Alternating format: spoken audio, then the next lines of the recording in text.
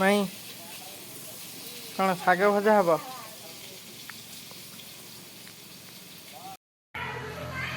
High friend, welcome to my YouTube channel Rudra express. ଆପଣଙ୍କୁ ସ୍ୱାଗତ ଜଣାଉଛି। ମୁଁ ବର୍ତ୍ତମାନ ଭୁବନେଶ୍ୱରରେ ଥିଲି। ଏକ୍ଜାମ୍ ସରିଲା, ମୁଁ ଏବେ ଘରକୁ ଆସିଛି।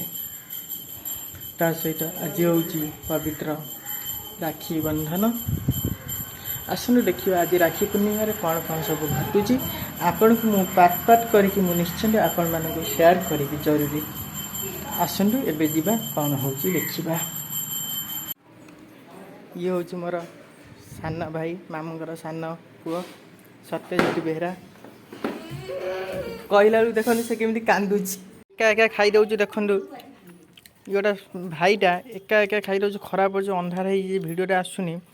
ଡାଳିମ୍ବ ଜମାରୁ ଦଉନି, ଏକା ଏକା ଖାଇଯାଉଛି। କେଉଁଠୁ ଆଣିବି?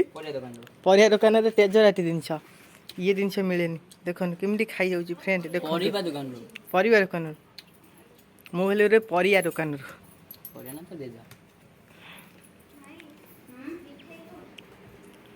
ଇଏ ହେଉଛି ମୋ ମାମୁଁର ବଡ଼ ପୁଅ ରାଜା। ଆପଣମାନଙ୍କୁ ସେ ହାଏ ଜଣାଉଛି। ମାଇଁ କ'ଣ ଶାଗ ଭଜା ହବ?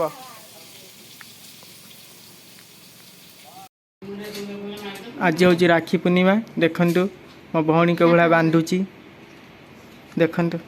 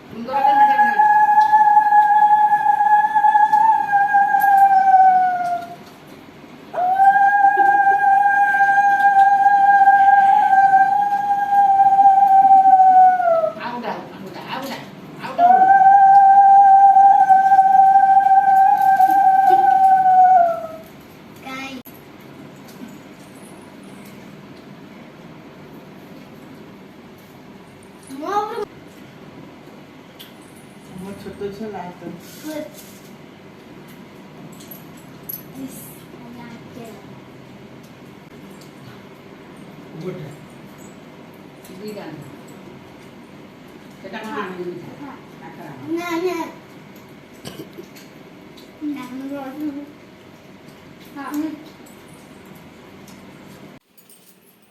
ଚିକେନ୍ ପାଇଁ ବର୍ତ୍ତମାନ ଆମର ମସଲା ରେଡ଼ି ହେବାକୁ ଯାଉଛି।